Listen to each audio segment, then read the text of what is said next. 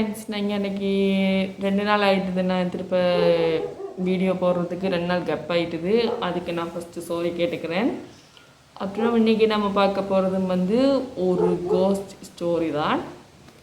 இது முதல் மாதிரி இல்லாமல் கொஞ்சம் வித்தியாசமான கதை. இது ஒரு வாடகை வீட்டை பற்றின கதை. யாருமே பார்த்துட்டு தங்காமல் போன ஒரு வாடகை வீட்டை பற்றின கதை. சொல்லப்போனால் இதை நான் செகண்ட் டைம் இருக்கிறேன். ஒரு எதை எடுக்க விடாமல் டிஸ்டர்பன்ஸ் பண்ணிகிட்ருக்கு. பார்த்தீங்கன்னா தெரியும், இப்போ கூட டிஸ்டர்பன்ஸ் பண்ணிகிட்ருக்குது. ஓகே, நாம் கதைக்குள்ளே போயிடலாம். இந்த கதை இந்த கதையோட மெயின் கேரக்டரோட அத்தையோட வீடு தான் அந்த வாடகை வீடு.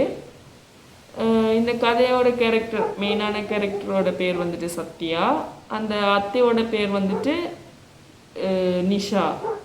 ஓகேவா?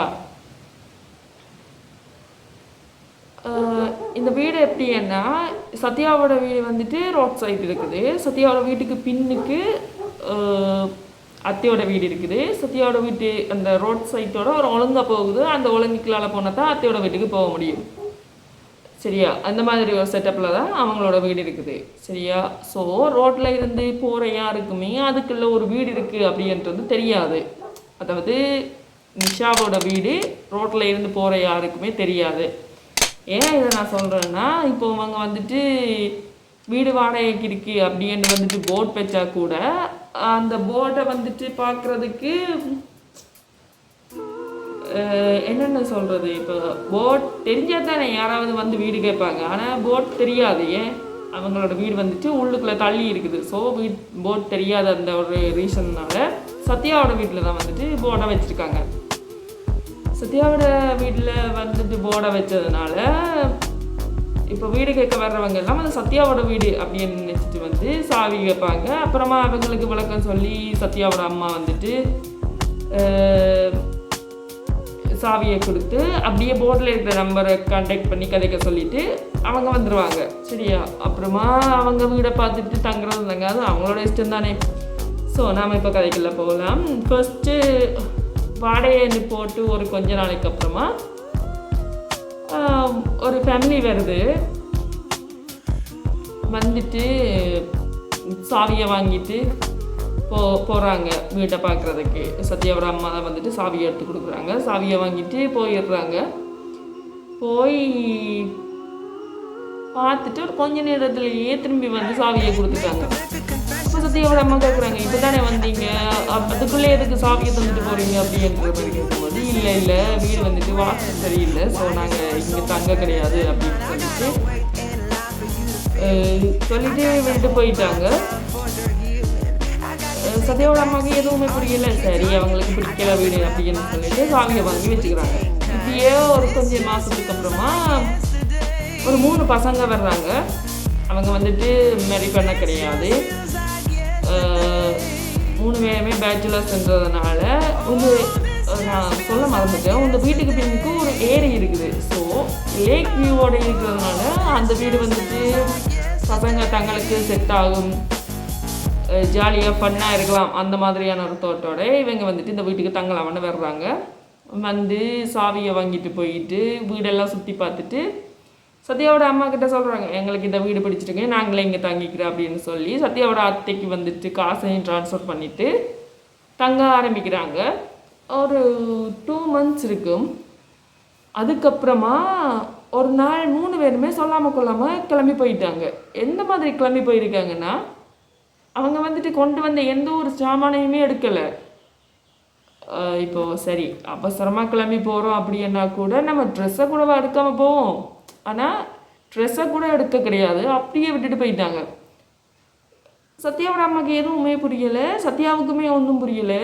2 பேருமே ஒருத்தர் பார்த்துட்டு அத்தைக்கு கால் பண்ணி சொல்லிவிட்டு அமைதியாக இருந்துட்டுனா, அத்தை வர்றாங்க.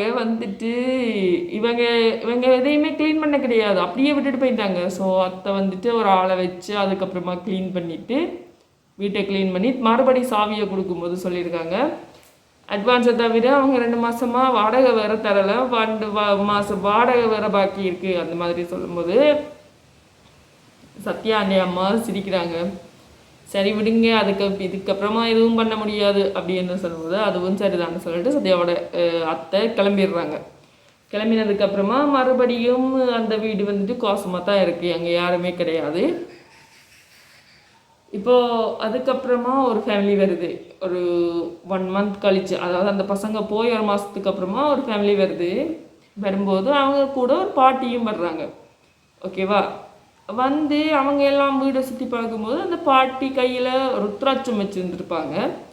அதை உருட்டிக்கிட்டு அந்த வீட்டையே பார்த்துட்ருப்பாங்க. இதை பார்த்துட்டு அந்த பேத்திமார் வந்து கேட்பாங்க, ஏன் பாட்டி நீங்கள் உள்ளுக்க வரல அப்படின்னும் போது, நமக்கு இந்த வீடு வேணாம்னு உங்கள் அம்மா அப்பாட்ட சொல்லிவிடுங்க அப்படின்னு சொல்லி பாட்டி வந்து பேத்திகிட்ட சொல்லியிருக்காங்க. இதை போய் பேத்தியும் அம்மா தன்னோட அம்மா கிட்ட சொன்னதும், அம்மா சொன்னால் ஏதாவது ஒரு ரீசன் இருக்கும் அப்படின்றதுனால இந்த வீடு வேணாம் அப்படின்னு சொல்லிட்டு சாவியை கொண்டு போய் சத்யா கிட்ட தான் கொடுக்குறாங்க. இந்த முறை சத்யா கிட்ட கொடுத்துட்டு இப்படி கிளம்பி போகும்போது இந்த இந்த பாட்டி சொல்கிறாங்க, நீ இதுக்கப்புறமா அந்த வீட்டு பக்கம் போயிடாத அப்படின்ற மாதிரி, அங்கே இருக்கிறதுகளை டிஸ்டர்ப் பண்ணாத அப்படின்னு சொல்லிட்டு போயிருக்கிறாங்க. இது சத்யாவுக்கு வந்துட்டு எதுவுமே பிடிக்கல. அங்கே யார் தான் இருக்கிறது, வீடே கோசமாக இருக்குது, அதுக்கப்புறமா அங்கே போய் யார் தான் டிஸ்டர்ப் பண்ணுறது அந்த மாதிரி சொல்லும்போது அந்த மாதிரி இவர் மனசுக்கு நினச்சிக்கிட்டே சரி பாட்டி அப்படின்னு மேலே எதுவுமே கேட்கல, ஒரு வேளை பைத்தியமோ அப்படின்னு நினச்சிட்டு விட்டுடுறாரு. இவங்கெல்லாம் போய் ஒரு கொஞ்சம் மாதத்துக்கு அப்புறமா 3 பசங்க வர்றாங்க. அதில் வந்துட்டு 3 பேருமே முதல் வந்தவங்க மாதிரி பேச்சுலர்ஸ், ஆனால் அவங்க கிடையாது, இது வேறு ஆக்கள். அதில் ஒருத்தவன் வந்துட்டு மொரட்டு குடிகாரன். அவன் வந்துட்டு பகல்லையே வரியில் தான் இருப்பான். இப்போ வீடு பார்க்க வரும்போதும் கூட வரியில் தான் இருந்திருக்கான். ஸோ மற்ற 2 ஃப்ரெண்ட்ஸில் ஒருத்தன் வந்துட்டு சாவியை வாங்கிட்டு சத்யாகிட்டேருந்து சாவியை வாங்கிட்டு போய் வீடை திறந்துருக்கான். சரியா, சுற்றி பார்க்கலாம் அப்படின்னு சொல்லிட்டு வீடை சாவி போட்டு திறந்தா, இப்போ திறக்கலை அப்படின்னா நாங்கள் வந்துட்டு என்ன பண்ணுவோம், ஒரு ஃபோர்ஸ் கொடுத்தோம்னா திறந்துடும் இல்லையா? அதாவது இப்போ என்னென்னு சொல்கிறது, கதவு ஸ்டக் ஆகிடுச்சுன்னா நாங்கள் ஒரு அடி அடிப்போம், அப்படியே திறந்துடும் கதவு. சரியா? ஆனால் இவங்க எவ்வளவு ட்ரை பண்ணியுமே அந்த கதவை திறக்கலை. ஸோ அந்த குடிக்கார பையன்னு சொன்னேன் இல்லையா, அவன் வந்துட்டு தள்ளுங்கடா நான் வந்துட்டு திறக்கிறேன் அப்படின்னு சொல்லிட்டு மெதுவாக ஒரு தள்ளுவான். அவனுக்கு வந்துட்டு அவனே நிலை இல்லாத ஒரு வழியில் இருப்பான். ஸோ அவன் மெதுவாக ஒரு தள்ளோடனே கதவு திறந்துடும். இதை பார்த்து மற்ற 2 பேருமே அதிர்ச்சியாக பார்ப்பாங்க. ஏன்னா அவங்க இவ்வளோ நேரமாக முக்குன்னு முக்கி இருந்திருப்பாங்க அந்த கதவை திறக்கிறதுக்கு.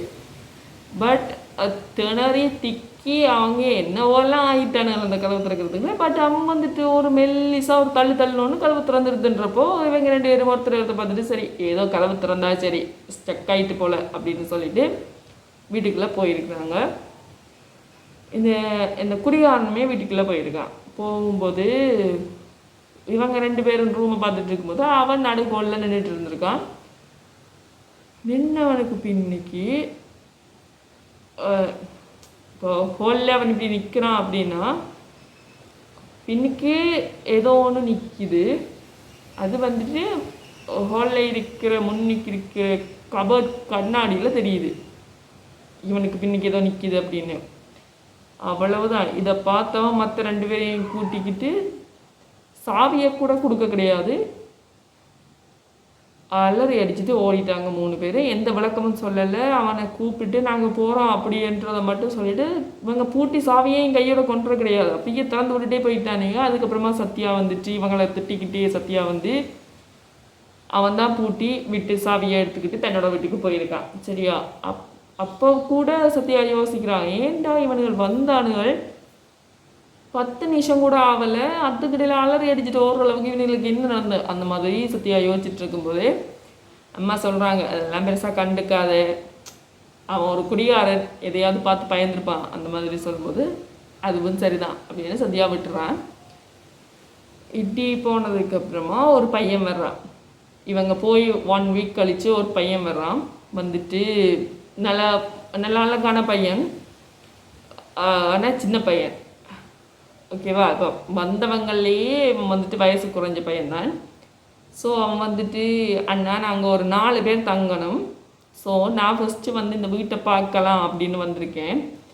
நீங்கள் வந்துட்டு அந்த வீட்டோட சாவியை வந்து கொடுத்தீங்கன்னா நான் போய் பார்த்துட்டு மற்றவங்களுக்கும் சொல்லி என்ன மாதிரியான முடிவு சொல்வேன் அப்படின்ற மாதிரி ரொம்ப தன்மையாக கேட்டிருக்கான். ஸோ சத்யாவுக்குமே இந்த பையனை ரொம்ப பிடிச்சி போயிடுது. ஐ மீன் ஒரு ஃப்ரெண்ட் அப்படின்ற ஒரு தாட் அவனுக்குள்ளே வந்துடுது. ஸோ சரின்னு சொல்லிட்டு இவன் தனியாக வந்திருக்கிறதுனால சத்யாவும் சேர்ந்தே அந்த வீட்டுக்கு சுற்றி காட்டுறதுக்கு போகிறான். சரியா? ஸோ கதவெல்லாம் திறந்து எல்லாம் பார்த்ததுக்கப்புறமா இந்த பையனும் தனக்கு பிடிச்சிருக்கு அப்படின்னு சொல்லிட்டு அந்த ஏரிக்கரையை போய் பார்க்குறான். நான் தான் ஏற்கனவே சொன்னேன்ல அந்த வீட்டுக்கு பின்னுக்கு ஒரு ஏரி இருக்குது அப்படின்னு. அந்த ஏரிக்கரையில் போய் நின்று ஒரு கொஞ்சம் நேரம் பார்த்துட்டு, ஓ இங்கே ஏரியெல்லாம் இருக்குது, வேறு லெவலில் இருக்குது, நான் வீடு பார்க்க வரும்போது எனக்கு இங்கே ஏரி இருக்குது அப்படின்றது தெரியாது அப்படின்ற மாதிரி அவன் வந்துட்டு சொல்லிட்டு ரொம்ப ஜாலியாக பேசுகிறான், ரொம்ப கலகலப்பாக பழகிறான். அந்த மாதிரியான ஒரு டைப் அந்த பையன். ஸோ சத்யாவுக்குமே இந்த பையனை ரொம்ப பிடிச்சி போயிடுது. நீங்கள் போய் உங்கள் ஃப்ரெண்ட்ஸை கேட்டுட்டு வந்து சொல்லுங்கள் அப்படின்னு. இல்லை நான் ஓகே பண்ணாலே ஓகே தான் சொல்லுவானுகள். ஸோ இந்தாங்க அட்வான்ஸ்ன்னு சொல்லி அட்வான்ஸ் காசையும் சத்யா கையில் போட்டுட்டு இந்த பையன் கிளம்பி போகிறான். ஓகேவா? கிளம்பி போனதுக்கப்புறம் சத்யாவும் வீட்டை பூட்டிக்கிட்டு வந்துடுறான். மறுநாள் காலையில் அந்த ஏரிக்கரையில் ஆக்களாக இருக்குது, அதாவது சனக்கூட்டமாக இருக்குது. எப்போவுமே இல்லையே, ஏன் இன்னைக்கு மட்டும் இவ்வளவு சனக்கூட்டம்? ஏதாவது முதல கதில் வந்து அடிச்சிருக்காங்களோ அந்த மாதிரி வந்துட்டு சத்யா ஃபஸ்ட்டு யோசிக்கிறான். சரி எதுக்கும் போய் பார்க்கலாம் அப்படின்ற ஒரு தோட் வந்ததுனால உடனே போகிறான். தங்களோட வீட்டில் இருந்து ஒழுங்கியால் லேக்குக்கு போயிட்டான். போனதுக்கப்புறமா போலீஸ் எல்லாம் நிற்கிறத பார்க்குறான். ஏன் போலீஸ் எல்லாம் வந்திருக்கு அப்படின்ற மாதிரி யோசிச்சுக்கிட்டே போய் அந்த கூட்டத்தை விலக்கிட்டு முன்னுக்கு போய் பார்த்தா நேற்று ஒரு பையன் வந்து பேசிட்டு போயிருந்துப்பான்ல அந்த வீட்டை வாங்குறதுக்கு, அந்த பையன் வந்துட்டு இறந்து போயிருக்கிறான் மர்மமான முறையில் ஏரிக்கு பக்கத்தில். ஸோ அதனால தான் இவ்வளவு கூட்டம் போலீஸ் எல்லாம் வந்திருக்கு அப்படின்றத புரிஞ்சுக்கிட்டவனுக்கு ரொம்ப கவலையாயிருச்சு. ஒரு என்னென்னு சொல்கிறானே அவனுக்கு தெரியலை. ஒரு 2 நாள் ஃப்ரெண்டை பிரிஞ்ச மாதிரி ரொம்ப கவலையாயிடுச்சு. நல்ல கலகலப்பாக பேசிகிட்டு இருந்தான், சின்ன வயசு, ரொம்ப நல்ல பையன். ஆனால் இப்போது நேற்று பேசிகிட்டு இருந்தான், இன்னைக்கு இல்லை அப்படின்றப்போ சத்யாவால் வந்துட்டு ஏற்றுக்கொள்ளவே முடியலை அதை. ஸோ சத்யா வந்துட்டு ரொம்ப அப்செட் ஆகிட்டா. எதுவுமே யாரோடையுமே பேச கிடையாது. நேராக வீட்டுக்கு வந்து கதவை சாத்திக்கிட்டான். பேசாமல் வந்து கதவை பூட்டிக்கிட்டு எதுவுமே பேசலை, அமைதியாக அப்படியே படுத்துக்கிட்டு யோசிக்கிறான். படுத்துக்கிட்டு யோசிக்கும்போது தான் அவனுக்கு வந்துட்டு முதல் நாளில் இருந்து, அதாவது இந்த வீடை வாடகைக்கு விட்ட நாள்லேருந்து இப்போ வரைக்கும் அந்த வீட்டுக்கு யார் யார் வந்தாங்க என்னென்ன சொன்னாங்கன்றதெல்லாம் அவனுக்கு மைண்டில் ஓடுது. ஸோ அதனாலேயே ரொம்ப பயந்து போனவன் அத்தைக்கிட்ட எடுத்து நடந்த விஷயம் எல்லாத்தையும் சொல்கிறான். அத்தையுமே ரொம்ப அதிர்ச்சி ஆகிடுறாங்க. அதுக்கப்புறமா அந்த வாடகைக்கு விடுற எண்ணத்தையே அத்தை விட்டுடுறாங்க. ஸோ சத்யா கிட்ட சொல்கிறாங்க, வாடகை போட்டை எடுத்துரு, அப்புறமா வந்து யாராவது சாமியாரை கொண்டு சாந்தியம் எதுவும் செய்ய முடியும் அப்படின்னா வீட்டுக்கு செஞ்சுட்டு பூட்டி சாவியை நீங்களே வச்சுக்கோங்க, யாருக்குமே இதை வாடகைக்கு விட வேணாம் அப்படின்ற மாதிரி சொன்னதுமே சத்யாவும் அதே மாதிரி செஞ்சுட்டு சாவியை அவங்களே வச்சுக்கிட்டாங்க. அதுக்கப்புறமா அந்த வீட்டை யாருக்குமே அவங்க வாடகைக்கு விடவே கிடையாது. அதே மாதிரி அந்த வீட்டை பற்றி தெரிஞ்சதுனாலையோ என்னவோ யாருமே வாடகைக்கு தாங்க அப்படின்னு கேட்டு வரவும் கிடையாது. இப்போ வரைக்குமே அந்த வீடு வந்து கோசமாக தான் இருக்குது. ஓகேவா? இதில் நீங்கள் தெரிஞ்சு கொள்ள வேண்டிய ஒரே ஒரு விஷயம், நீங்கள் ஒரு வீட்டுக்கு வாடகைக்கு போகிறீங்க அப்படின்னா அந்த வீட்டை பற்றி ஃபஸ்ட்டு தெரிஞ்சுக்கோங்க. என்ன ஏது, முன்ன பின்ன யார் தங்கி இருந்தது, அதோட சுற்றி உள்ள சூழலில் இருக்கிற விஷயங்கள் கூட உங்களை எஃபெக்ட் பண்ணும். ஸோ ஃபஸ்ட்டு உங்களோட வீட்டை நீங்கள் வாடகைக்கு போகும்போது என்ன மாதிரி அந்த வீட்டோட சூழ்நிலை அப்படின்றத ஃபஸ்ட்டு தெரிஞ்சுக்கோங்க. ரெண்டு வந்து கம்மியாக கிடைக்கிது அப்படின்றதுக்காக போய் வாடகைக்கு இருந்தால் இந்த மாதிரி பிரச்சனைகள்லாம் நீங்கள் சந்திக்க வேண்டி வரும். ஓகேவா? அப்புறமா ஃபஸ்ட்டு எப்போவுமே வீடு வந்துட்டு குடி போகும்போது சாந்தியம் செஞ்சே ஆகணும். அது ஏதோ ஒன்று சொல்லுவாங்க, நான் வந்துட்டு மறந்துட்டேன். அதை செய்யலை அப்படின்னா இந்த மாதிரியான விஷயங்கள் வந்துட்டு உங்களோடவே அது வீட்டிலையும் தங்கிடும். இப்போ அந்த வீட்டிலே ஏதோ ஒரு அமானுஷ்யம் இருக்கு இல்லையா, அது வந்துட்டு சாந்தியம் செஞ்சால் வீட்டை விட்டு போயிடும். நிறைய நாள் பூட்டி இருக்கிற கோசமான இடங்கள்ல வந்துட்டு இதுகள் வந்துட்டு தங்களோட வீடாக நினச்சி தங்களோட இருப்பிடமாக மாற்றி அங்கேயே தங்கிடும். ஸோ ஃபஸ்ட்டு நாம் வந்துட்டு நிறைய நாள் பூட்டி இருக்கிற ஒரு வீட்டுக்கு வந்துட்டு குடி போகும்போது சாந்தியம் செஞ்சோம் அப்படின்னா அது வந்துட்டு அதுவாகவே புரிஞ்சுக்கிட்டு விலகி போயிடும். அதுக்காக செய்கிற பூஜை தான் அது. ஸோ நீங்கள் வந்துட்டு தேவையில்லாமல் இப்போ என்னென்னு சொல்கிறது, எனக்கு இதில் எல்லாம் நம்பிக்கை கிடையாது அப்படின்ற மாதிரி ஒரு எண்ணத்தோட இந்த மாதிரி ஏதாவது வீட்டுக்கு போகும்போது ஃபஸ்ட்டு சாந்தியம் செய்யாமல் பால் காய்ச்சாமல் முறைப்படி போகலை அப்படின்னா இந்த மாதிரியான விஷயங்களோட தான் சேர்ந்து நீங்கள் வாழ வேண்டி வரும். ஆனால் அது உங்களை வாழ விடாது. ஓகேவா அந்த வீட்டில். ஸோ இன்னையோட கதை இதோட முடியுது. இன்னும் ஒரு நல்ல வீடியோவோட உங்களை சந்திக்கிறேன். பாய் பாய்.